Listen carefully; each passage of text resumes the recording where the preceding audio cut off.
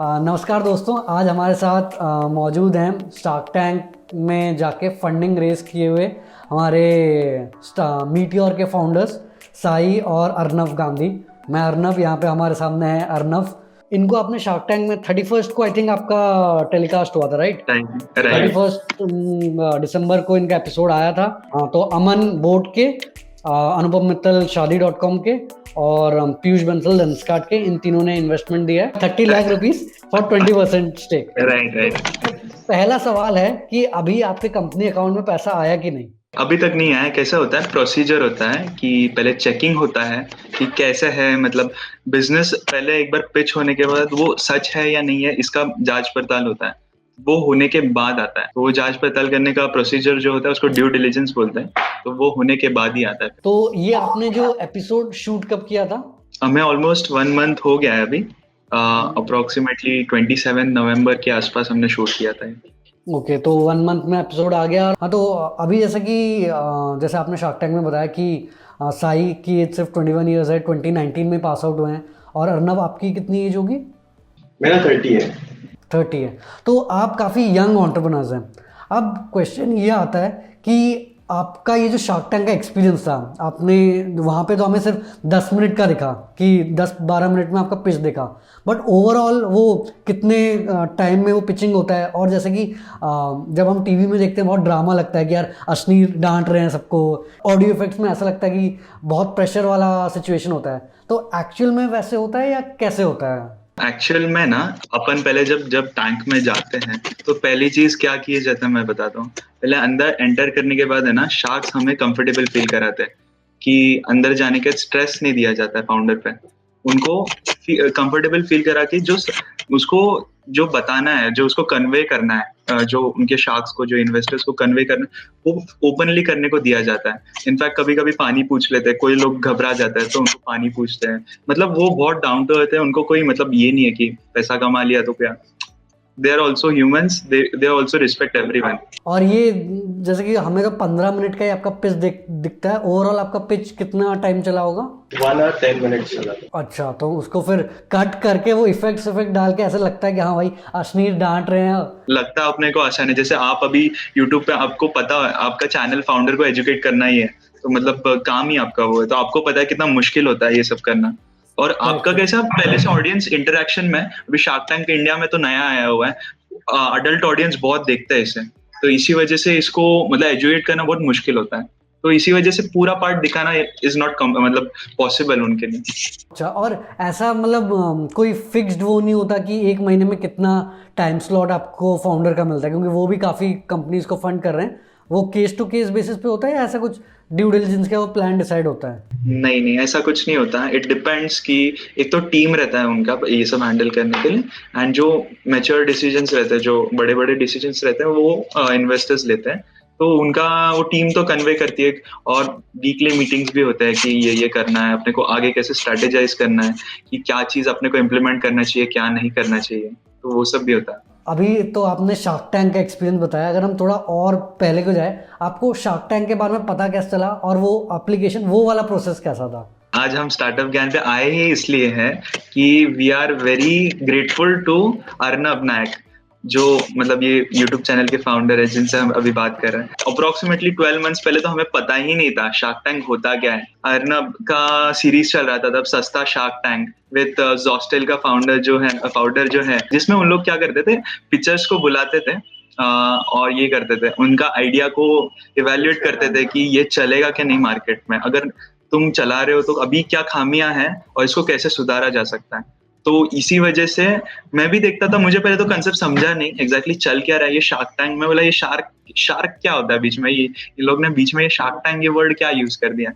तो फिर धीरे धीरे समझा कि ये मतलब एंटरप्रेन्योर्स का एक सीरीज है, वेब सीरीज है, जो all over world, Australia, USA में अभी बहुत ट्रेंडिंग में चल रहा है कि कैसे स्टार्टअप्स के आइडिया पे फंड किया जाता है। तो फिर मैंने धीरे धीरे देखता था, जैसे ही अर्नब का वीडियो पे क्लिक किया, फिर वो उससे एजुकेट हुआ। फिर उसके बाद एक रिकमेंडेशन आने लगे यूट्यूब पे शार्क टैंक के वीडियोस के, फिर वो देखने लगा। धीरे धीरे इसके बारे में और अवेयरनेस बढ़ने लगी एक दिन टीवी पे ऐड देख लिया कि शार्क टैंक इंडिया पे आ रहा है, तब मैं रेडी था कि मुझे पता है एग्जैक्टली क्या है ये, और मैं वो फॉर्म फिल करने के लिए तब रेडी था। अगर मैंने बाय चांस उस दिन अर्नब का वीडियो या अर्नब के कांटेक्ट में आया ही नहीं होता, उनके चैनल के कांटेक्ट में आया ही नहीं होता, तो मुझे शार्क टैंक ये क्या रहता है पता ही नहीं रहता, और मैंने आज वो जो फॉर्म था उस दिन वो भरा ही नहीं होता, और उसकी वजह से आज मैं यहाँ पे नहीं होता अर्नब से बात करते। कंपटीशन तो ऑफ कोर्स बहुत है, बट क्योंकि आपका बिजनेस भी अच्छा है और वही रीज़न है कि आपने अप्लाई किया, सिलेक्शन तो आपको अपने कैपेबिलिटी के हिसाब से मिला है कि आपका बिजनेस बना हुआ था और उसकी वजह से मिला। तो आपने फॉर्म फिल किया, और फॉर्म आई थिंक 5-6 महीने पहले या 7-8 महीने पहले टाइप्स फिल किया होगा। राइट, तभी आसपास उसके आसपास। तो फॉर्म फिल करने के बाद फिर क्या होता? आई थिंक मतलब जून में हम लोग ने फॉर्म भरा था, जुलाई 11th को हमको कंफर्मेशन आया था कि शॉर्टलिस्ट हुआ है। यस, एक्चुअली बहुत सारे लोगों को शॉर्टलिस्ट किया था उनके आइडिया पे, पर उनको फिर ऑडिशन के लिए बुलाया गया था। करेक्ट। फिर 9 अगस्त को साई को वापस मेल आया था कि आप सिलेक्टेड हो करके एंड आप रेडी हो जाओ इसके लिए, शार्क टैंक के लिए। तो फिर उनका कॉल भी आना चालू हो गया, उन्होंने हमें मतलब टाइम स्लॉट्स भी हमारे बुक कर लिए कि ये महीने में चलेगा, आप अवेलेबल नहीं रहेंगे तो आप कर लो। तो हम लोग ने ये सब करवा के फिर बाद में हम लोग का ऐसे करते करते नवंबर में हम लोग का शॉट हुआ। तो मैं यही बोल रहा हूँ कि जैसे कि साई और अर्नब बता रहे हैं कि उनको सस्ते शार्क टैंक से इंस्पिरेशन मिली, वही अपना भी एम है कि यार हमारे देश में ऑलरेडी इतने अच्छे बिजनेसेस सब रन करते हैं, बस उनको थोड़ा नॉलेज, थोड़ा गाइडेंस मिल जाए। हमारे में जैसे इस साल ही 42-43 यूनिकॉर्न्स बने हैं, सॉरी पिछले साल, तो अपना भी स्टार्टअप का सुपर पावर बन सकता है। हम और भी ये सस्ता शार्क टैंक के एपिसोड्स लेके आने वाले हैं। अगला हमारा प्लान है कि 16 जैन को ही लेके आएँ, तो वहाँ पे आप अप्लाई करना, हम लिंक डिस्क्रिप्शन में डाल देंगे।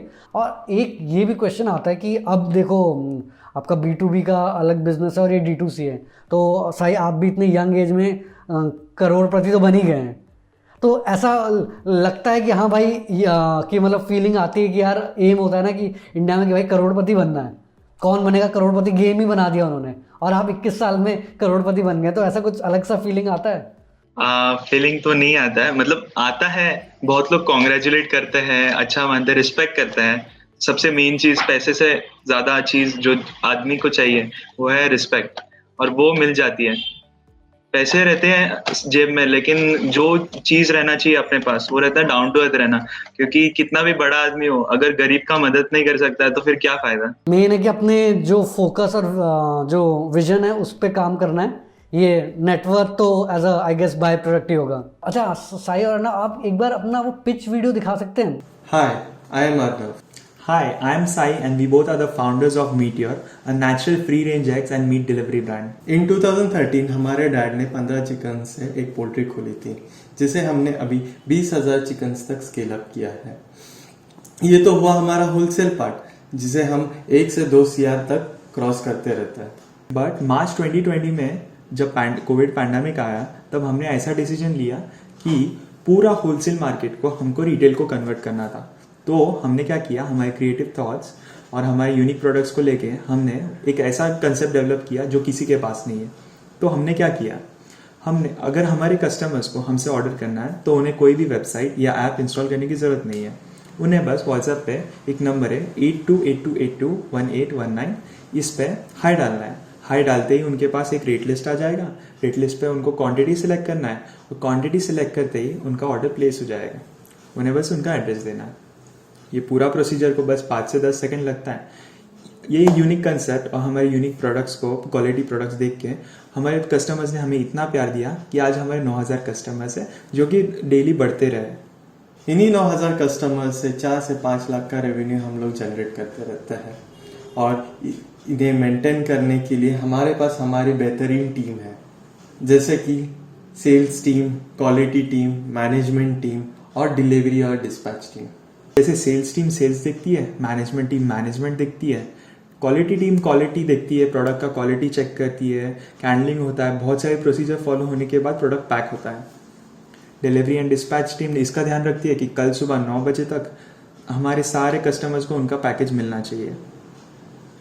अब इसे ही स्केल करने के लिए हमें आपकी ज़रूरत है। हम आपको मांग रहे हैं 75 lakh rupees in exchange of 9% equity. इसके मदद से हम 1 to 2 लाख कस्टमर एक्वायर करेंगे, जो हमें 20 to 25 लाख रुपीस का मंथली रेवेन्यू जनरेट करेंगे for every month, that is 1 to 2 years minimum from the same set of customers.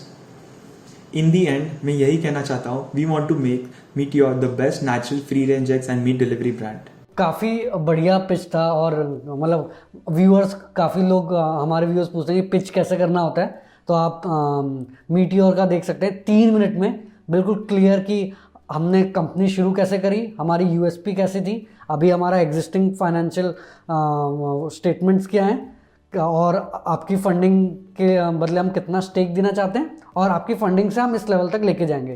Clear cut 3 minute में पूरा एक्सप्लेन कर दिया। कोई ऐसे हाई फाई चीज़ें नहीं चाहिए होती, जैसे आप देख रहे हैं घर पे ही बैठ के फ़ोन पे उन्होंने रिकॉर्ड किया। मेन है कि बिजनेस में दम है तो सब चलेगा।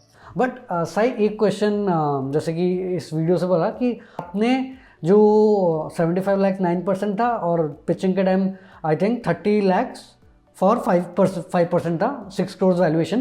तो ये वैल्यूएशन आई कहाँ से, मतलब कैसे आप वैल्यू किया अपने बिजनेस को? पहले तो वैल्यूएशन करते time as a seed investment founder ही करता है, मतलब कि उसे कितना पैसा लगता है वो मैटर करता है कि अगर उसके पास ये पैसे आ जाए तो ये इतना इतना स्केल कर सकता है। लेकिन एक अनबिलीवेबल नंबर्स नहीं करना है कि यार मुझे 10 करोड़ दो, 10% पे मैं ये बिजनेस यहाँ पे लेके जाऊंगा। पहले प्रूव करके दिखाना है कि इतना पैसा भी तो मिल जाए और इसके बाद इतना इतना बिजनेस कर सकता हूँ मैं। अगर दम ही नहीं है बंदे में, 10 करोड़ उठा के करेगा क्या?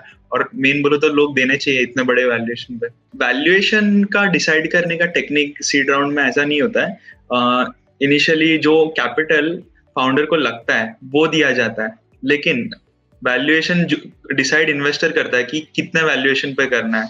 इसमें नेगोशिएशन वगैरह सब होता है, लेकिन आफ्टर ऑल वैल्यूएशन का एक रिपोर्ट भी क्रिएट, ड्यू डिलिजेंस के बाद एक वैल्यूएशन का रिपोर्ट भी क्रिएट होता है। तो सीड राउंड को वैल्यूएशन ऐसे ही डिसाइड होता है कि फाउंडर को कितने पैसे लग रहे हैं, उसमें वो कितना बिजनेस कर सकता है। तो इसमें अगर आप नंबर्स की बात करें, आप बोलेंगे कि मुझे 30 लाख रुपए चाहिए अपने बिजनेस को नेक्स्ट लेवल लेने के लिए, बट क्वेश्चन वही आता है कि आपने स्पेसिफिक 6 करोड़ के नंबर पे क्यों आए? आपने वैल्यूएशन 10 करोड़ क्यों नहीं रखी, या मे बी 4 करोड़ क्यों नहीं रखी? वो नंबर कैसे आपने प्रेडिक्ट किया कि अपना 6 करोड़ का वैल्यूएशन है? वैल्यूएशन नहीं मैटर करता है कंपनी का, पैसे जो अपने को चाहिए वो मैटर करता है। अगर मुझे 6 करोड़ भी कोई दे रहा है, समझो 60 लाख भी दे रहा है, लेकिन मैं उसके बदले 100% दे रहा हूँ या 90% दे रहा हूँ, तो फायदा नहीं है ना। मुझे अगर बिजनेस करना है तो मुझे पैसे चाहिए और मुझे उसमें शेयर होल्डिंग भी चाहिए, और प्लस मैं इन्वेस्टर का भी फायदा करूँ, ये मुझे साइड में ध्यान में रखना है। तो वैल्यूएशन को हमने कभी सिनेरियो में नहीं रखा। हमें जो फंड्स चाहिए उससे हम लोग ग्रोथ कर सकते हैं, उसको हमने सिनेरियो में रखा।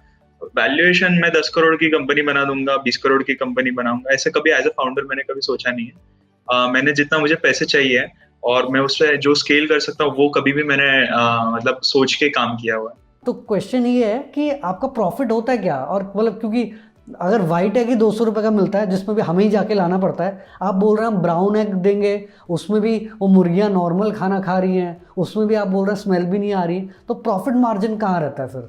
हाँ, उसका मैं एक बताता हूँ। कैसा है कि मुर्गियों को खाना देना है, फीड देना है। फीड का हम लोग वहाँ पे, हम लोग की जो एक्सपर्टीज है, हम लोग ने जो फ्री रेंज, जैसे साई ने बताया था कि हम लोग के फ्री रेंज बैकग्राउंड एक्सपर्टीज है, तो वहाँ पे काम आते हैं। वहाँ पे हम लोग फीड देते हैं, बट वो 80-20 रेशो रहता है। हम लोग 80% बाहर का खाना देते हैं और 20% ही फीड देता है। तो जो कॉस्ट है फीड का वो कम हो जाता है। फिर आया ट्रांसपोर्टेशन और लेबर, बाकी तो हैंडलिंग में हो गया, तो वहाँ पे कॉस्ट आता ही नहीं है। तो बेसिकली मेकिंग चार्ज ही 4.5 से 5 रुपए आता है, और फिर बाद में वहाँ से डिलीवरी चार्जेस अलग से आता है। तो बेसिकली फंडा ऐसा है कि हम लोग प्रोडक्शन वाले हैं प्रॉपरली। हम लोग मार्केट से 200 रुपए का ट्रे लेके नहीं बेच रहे हैं, हम लोग खुद प्रोडक्शन कर रहे हैं, तो वो हमको सस्ता पड़ता है एग्स प्रोड्यूस करना, और वहां से बेचना हमें सस्ता पड़ता है, तो विद डिलीवरी। तो प्रॉफिट तो निकलता है, बिल्कुल निकलता हूँ, मैं इसमें मना नहीं करूंगा। फर्स्ट टाइम एक्विजिशन में नहीं होता है, ये भी मैं मानता हूँ, लेकिन एक बार टेस्ट कर लिया, समझ लो वो फिर आदमी जुड़ गया हमारे साथ लॉन्ग टाइम के लिए। क्योंकि उसको जो टेस्ट मिल जाता है ना हमारे से, वो मतलब वो इट्स इनवैल्यूएबल। फिर उसको वो प्रॉब्लम ही सॉल्व हो जाता है कि अंडे में से स्मेल आता है। आज बच्चा से छोटे बच्चों से लेके बड़े सीनियर सिटीजन तक सब बिना हिचकिचाहट के खाते हैं हमारे। और जैसे कि अभी आपका मुंबई में एग्स और ये मुंबई और पुणे में है, तो आपका फिर प्लान है कि दिल्ली एनसीआर साइड या बैंगलोर साइड यहाँ पे एक्सपैंड, हैदराबाद साइड एक्सपैंड करने का? राइट बिल्कुल बिल्कुल है। बट कैसा है, हम लोग फर्स्ट जैसे बोला है, फर्स्ट स्टेप है कि पुणे मुंबई हम लोग पहला कवर कर लेंगे, फिर मेट्रो सिटीज़ है उनको हम लोग कवर करेंगे, और फिर बाद में स्टेट वाइज सारे सिटीज़ कवर करेंगे। तो हम लोग का ये अगले 5 years का पूरा प्लान है। 5 years वो बोल रहा है, लेकिन 5 years में पूरा एक्सपांड हो जाए, ये हिसाब से उसने बोला। ये हमने मुंबई दिल्ली एनसीआर या अपना बैंगलोर बोलो या हैदराबाद बोलो, तो ये सब नेक्स्ट 8 to 10 months के अंदर चालू करने का पूरा प्लान किया हुआ है। जैसे कि आप चिकन और एग्स होपफुली बहुत जल्द लॉन्च करेंगे, तो और आपके प्रोडक्ट लॉन्चेस के प्लान्स हैं? फिर चिकन में फिर आपको आई गेस और एक्सपैंड करेंगे? बट कैसा है, लॉन्च करने वाले ये अपना दिमाग में है, अभी तक इम्प्लीमेंट हम लोग करने की सोच नहीं रहे, तो करेंगे बट थोड़ा सा टाइम है उसके लिए, स्टडी करना पड़ेगा। पहले स्टडी है कि उसको हम लोग एक्विजिशन कैसे कम कर सकते हैं, अपना डेटाबेस जो है उसके साथ कैसे मर्ज कर सकते हैं, वो सारे चीज़ें हैं। तो अभी क्या है, हम सोच नहीं रहे बट सोच भी रहे, ऐसा है। मेन फोकस है कि टू टेक, मतलब ये जो ब्राउन एग है कि वो नेक्स्ट लेवल तक कैसे लेके जाए, फिर बाद में हम लोग सोचेंगे नेक्स्ट प्रोडक्ट फिर नेक्स्ट लेवल पे कैसे लेके जाए। तो फिलहाल फोकस्ड एंड एम्ड है ब्राउन एग्स। एक्चुअली लोग क्या करते हैं कि बहुत सारे एसक्यूज एक साथ लाते हैं उनके बिजनेस में, बहुत बड़ी इन्वेंट्री लाते हैं, मतलब इतना सारा चीज़ हैंडल करना बहुत मुश्किल का काम होता है। मतलब उसको तो टेक टीम अलग से लगेगी इतना बड़ा इन्वेंट्री मैनेज करने का बोला। तो इनिशियली फाउंडर्स गलती ये करते हैं कि इतना बड़ा इन्वेंट्री लाते हैं, इतने सारे प्रोडक्ट्स ऐड करते हैं कि उनको लगता है कि अपसेल होगा, बहुत सारे प्रोडक्ट एक साथ बिकेंगे तो मार्केट में ज़्यादा मार्जिन निकल जाएगा, लेकिन होता नहीं है ऐसा। कंज्यूमर को जो चाहिए रहता है वो मिलता ही नहीं है वहाँ पे।